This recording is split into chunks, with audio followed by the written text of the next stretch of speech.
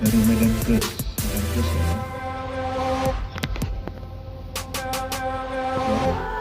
Ada Medan Plus ini ya.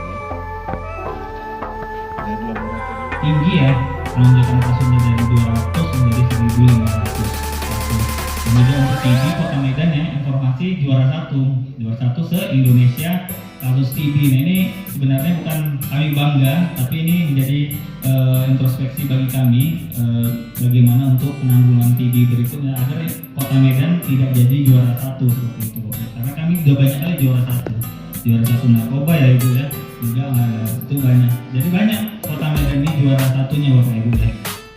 Tapi itulah permohonan dari dokumen perencanaan. Nah itulah kenapa Bapak Ibu kami dari RSSH selalu meminta izin Ibu Bapak, kita selalu meminta dokumen perencanaan.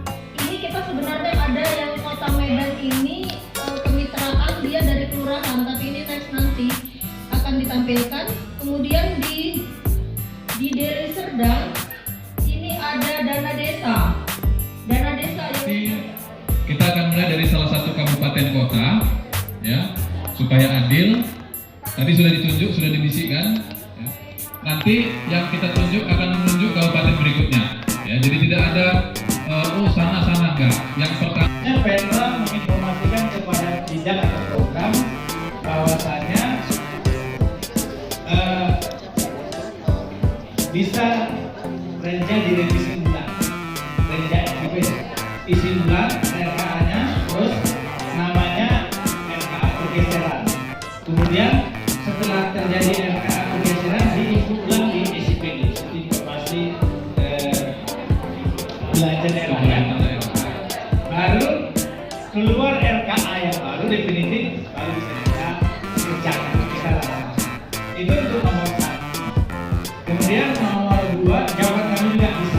Misalnya jawab nggak, tapi kami bisa dalam PAPBD tentunya. PAPBD baru usulkan anggaran sesuai dengan indikator SPM. Alasannya SPM merupakan indikator kinerja kepala dinas khususnya atau wali kota. Jadi ini advokasi kita ke pimpinan supaya kegiatan itu bisa dimasukkan dalam kegiatan prioritas.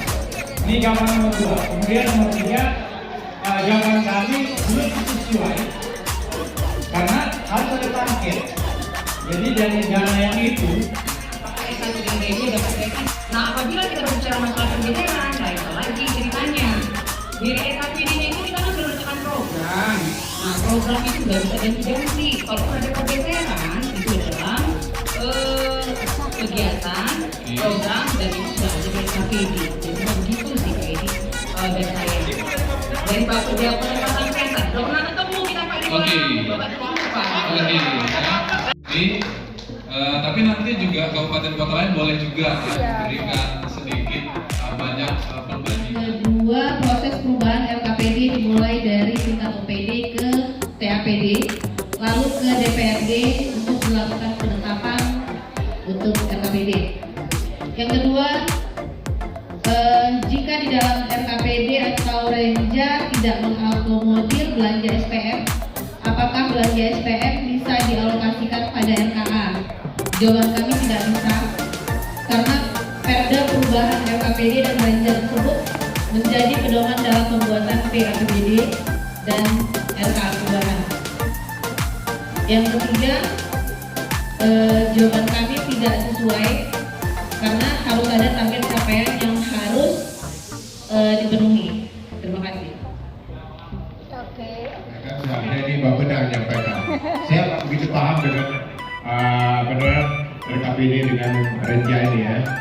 Baiklah, mungkin sudah tercatat ini. Yang pertama bisa prosesnya satu, OPD mengajukan ke Bapeda jika ada perubahan paling lama lebih kurang 2 bulan.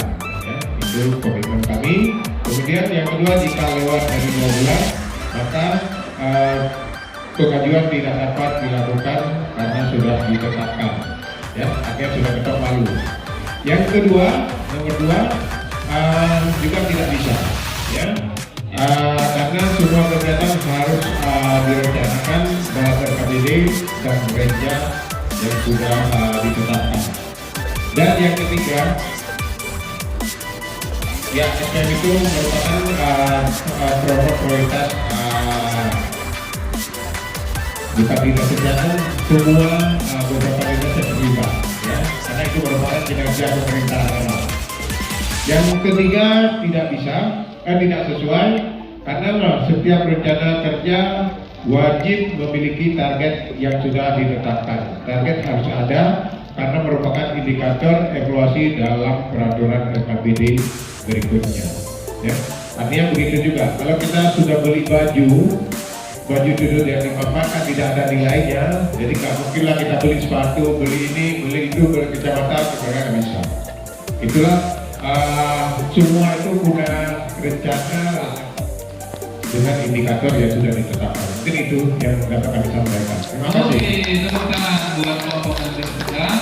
Sama nomor 1 bisa dengan proses PRKPD ataupun PRenja. Kemudian yang kedua, jika di dalam RKPD atau Renja tidak mengakomodir belanja SPM, apakah belanja SPM bisa dialokasikan pada RKA? Jawabannya tidak bisa, dikarenakan apa yang direncanakan itu yang dianggarkan, itulah yang 6. Kemudian pada salah satu RKPD terakhir ditetapkan rencana kerja organisasi perangkat daerah, target capai kinerja jumlah nol. Namun pada indikatif 2024 2 miliar sekian, perakhiran maju tahun 2005 2,250 miliar sekian.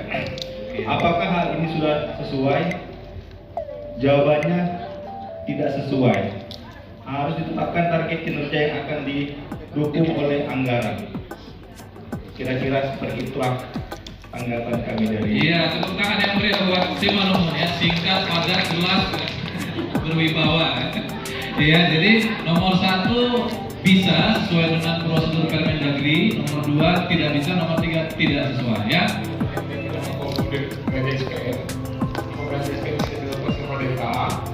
Dan bisa karena dari KPD menentukan program yang akan sangat berpengaruh dan sekarang memang masalah SPM kan masalah teknologi yang harusnya benar-benar menjadi yang berkesempatan.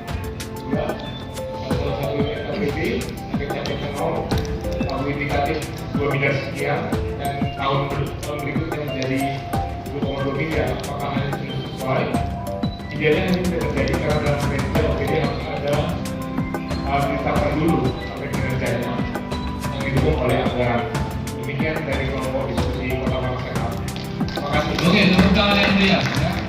Permendagri 8/2017 pasal 343 jelas dikatakan di situ RKPD dapat direvisi atau perubahan RKPD apabila hasil evaluasi dan ada juknis yang terbaru keluar setelah tanggal RKPD ditetapkan itu bisa diubah. Jadi intinya bisa. Intinya bisa. Iya. Untuk yang kedua, jika dalam RKPD yang tidak melakukan belanja SPM, apakah SPM bisa dialokasikan pada RKA? Di sini kami pengalaman kabupaten kami, RKPD Renja sudah ditetapkan, namun juknis mengenai data dan fisik Oh, siap, siap, makanya siap. juknisnya keluar setelah RKPD ditetapkan, jadi Renja RKPD-nya bisa berdasarkan juknis. Oke, ini contoh di 6 lokasi khusus ya, Pak? Iya, baik. Beda dengan dapil.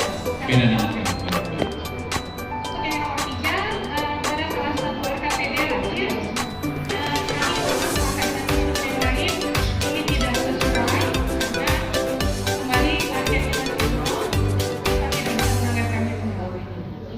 Baik, tepuk tangan buat Pemkab Asahan ya.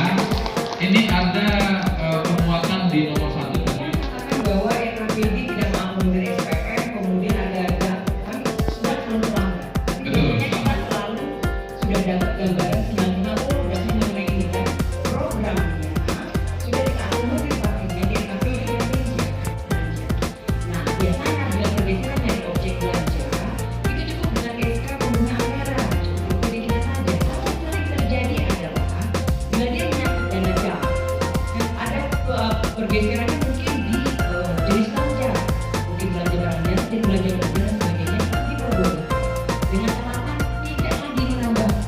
kegiatan biasanya begitu. Jadi kalaupun kita melakukan perubahan nantinya silakan lakukan pergeseran itu, tapi akan disahkan dalam SKPD perubahan dan Renja perubahan.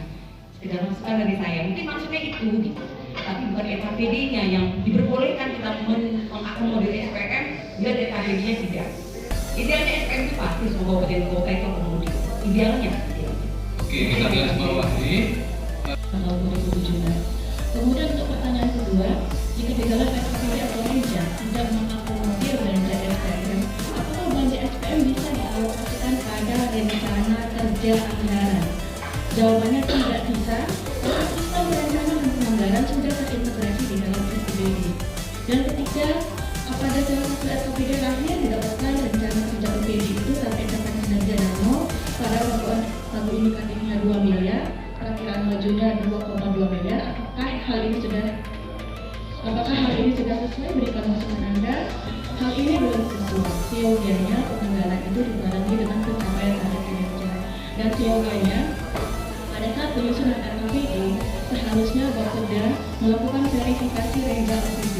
Walaupun terlewatkan pada saat verifikasi Renja OPD, pada saat MCG dengan OPD seharusnya siogianya pada saat revisi oleh aktif dilakukan verifikasi. Demikian Pak jawaban kami. Iya, tepuk tangan yang meriah ya buat Pemda Budakay dengan penguatan di nomor 3 ya. Apakah RKPD dan Renja dapat direvisi?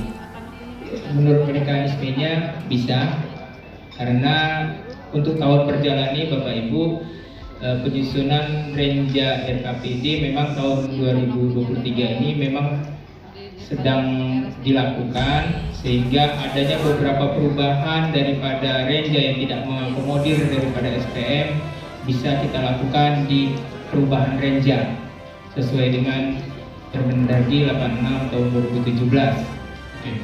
Kemudian jika di dalam RKPD atau Renja tidak mengakomodir belanja SPM, di sini juga mohon maaf, memang tidak bisa ya Bu ya. Di sini tadi bisa, tidak bisa. Kenapa? Kami dalam melakukan tagging program kegiatan daripada dinas kesehatan ataupun di OPD lainnya perangkat daerah, kami mau lihat evaluasi target kinerjanya sudah ada belum sesuai. Kedua, target kinerja yang kami lakukan adalah target kinerja indikator kinerja kunci Pak, perangkat daerah. Dari situ kami melihat target-target kinerjanya. Kemudian dari situ kami lakukan program kegiatannya, kemudian sub kegiatannya langsung kepada RKA-nya, dan kami tagging. Kami lihat kalau misalnya tidak mengakomodir daripada SPM, mohon maaf, seperti perjalanan dinas yang terlalu besar atau belanja makamino honorarium dan tidak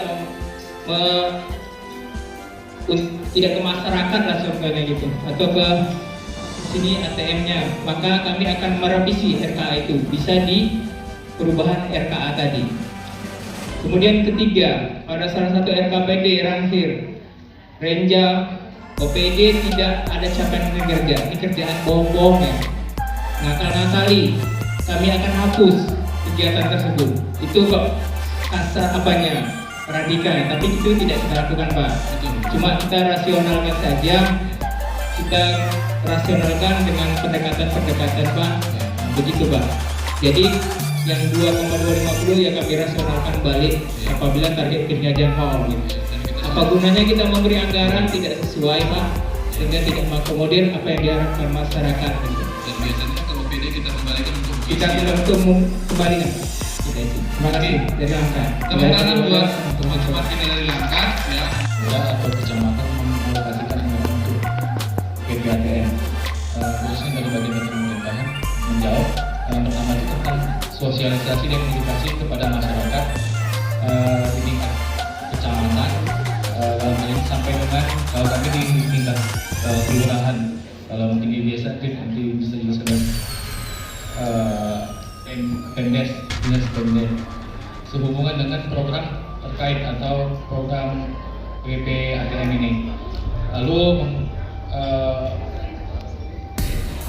alasannya mengusulkan alokasi anggaran kelurahan atau kecamatan melalui musyawarah bank desa atau kelurahan, lalu di tingkat kecamatan sampai di tingkat kabupaten atau kota.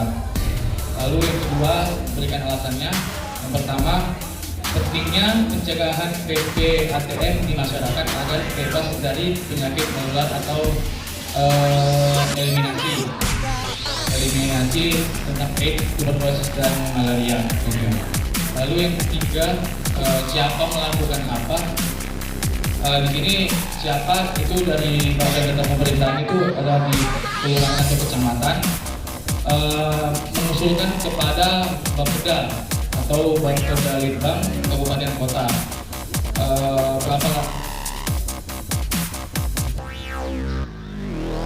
Kerjasama dengan PNJ melalui Musrembang. Ada PNJ, Lapor dan Bapeda ya Pak? Iya. Baik. Lalu berapa lama itu biasanya perencanaan itu dilakukan N-1 dari N-1 dari tahun sebelumnya. Terima kasih. Oke, ya ada 4 pertanyaan di tingkat kabupaten kota. Nah, jadi di tingkat kabupaten kota tentu kalau kita sosialisasi ke masyarakat kurang kena ya. Nah, jadi karena ini tingkat kabupaten kota, kita harus melibatkan Bapeda, harus membuat kita harus top down ya, top down untuk ke camat lurah, bisa aja pakai juga tangan sekda untuk buat surat edaran bahwasanya semua camat harus menganggarkan, lurah harus menganggarkan kegiatan PPATM di dana kelurahan. Kalau Medan dana kelurahan gitu, kalau kabupaten dana desa. Jadi bisa pakai bottom up melalui Musrembang, bisa pakai top down melalui edaran Pak Sekda atau karena di kota Makassar langsung wali kota perintah semua OPD, semua camat anggarkan kegiatan penanggulangan TB. Semua anggarkan, satu OPD 50 juta. Jadi untuk tahun tertentu mereka dapat miliar untuk program tertentu untuk eliminasi. Jadi ya TM juga masuk ke dalamnya salah satu TB kan. Jadi kita bisa juga pakai bottom up seperti yang Musrembang, sosialisasi kepada Pak Lurah atau Pak Kades, sehingga diusulkanlah melalui Musrembang itu kegiatan PPATM. Tapi bisa juga kita main atas top down. Kalau udah pakai surat Pak Wali, ini dari tamat yang menolak Pak Lurah ya kan, Iya. siapkan, buat, nggak tahu tanya puskesmas apa yang mau dibuat ya kan. Terima kasih dari kami. Iya. Alhamdulillah tahun ini 5 nomenklatur nomor rekening itu bisa kami isi. Di Medan ya Pak? Medan. Siap. Walaupun anggarannya nggak kalah banyak. Iya. Tapi yang penting terisi. Terisi dulu ya. Kalau kata orang Medan yang penting waspada. Iya. Walau sedikit Nomor 2, iya advokasi ke bagian Tanpem, kemudian Nggak langsung ditambahin kan? dan Pak Sekda untuk buat edaran nanti seperti yang saya sampaikan. Top down tadi ya. Top down ke kabupaten dana Desa, desa. silakan. Alhamdulillah tahun ini ada 5 kegiatan memang bersifat sosialisasi di 5 kelurahan. Satu dari inisiatif sendiri, satu kelurahan bikin sosialisasi tentang HIV/AIDS. Uangnya nggak banyak, 5 kelurahan itu sekitar 115 jutaan. Oh banyak itu Bang. Nah, ya satu kelurahan ada 20 juta, ada Siap. 17 juta gitu-gitu. Tapi ini merupakan yang pertama kali, jadi macam pilot project gitu Pilot kan. project. Nah, jadi kita senangnya di situ. Bukan karena banyaknya, Bukan. tapi ingatnya itu ya. Iya, baik. Lalu yang terakhir, advokasi kepada bagian ekonomi. Kami sekarang lagi gencar mau screening di beberapa perusahaan, di kampus, di Poltekkes, di OPD untuk mengimplementasikan TOS TB, temukan kasus. Nah, jadi nanti dengan bagian ekonomi, tahun lalu pernah kami lakukan screening massal di 21 kecamatan Kota Medan. Kita surati bagian ekonomi disurati semua pengusaha Kota Medan. Terus kita rapat koordinasi, terus kita sampaikan apa butuh kita, alhamdulillah diakomodir. Di tahun 2022 itu kita dapat CSR sebesar 117 juta Wah, dalam bentuk sembako. Sembako. Ada Indomie, ada beras, ada kacang hijau. Jadi peserta screening yang datang puskesmas kita support dengan itu agar semangat. Semangat. Oke. Mungkin itu saja dari Medan. Terima kasih. Kota Medan, kota metropolitan. Malam-malam cari. Sekali kita main ke kota Jakarta nih. Oh gitu Pak. Kota Jakarta, kota megapolitan. Asik. Dari dulu sampai sekarang masalahnya selalu kebanjiran dan kemacetan. Dicari-cari solusi bertahun-tahun, belum sampai saat ini ditemukan. Akhirnya alokasikan anggaran bangun IKN di Kalimantan. Tepuk tangan buat Pak Edi. Baik. Mudah-mudahan menjangkau seluruh kelurahan desa untuk screening ataupun memasukkan presidensi wilayah untuk penduduk yang terkena atau penduduk yang terkena pandemi dengan baik. Demikian, sekali lagi terima kasih kepada Ibu Desi, kepada Dinkes dan Bapak, dan kiranya Tuhan melindungi dan kita bawa masing-masing ke daerah kita semua dan bisa membawa uang dan bunyi ke daerah kita masing-masing. Terima kasih, selamat sore, Koras.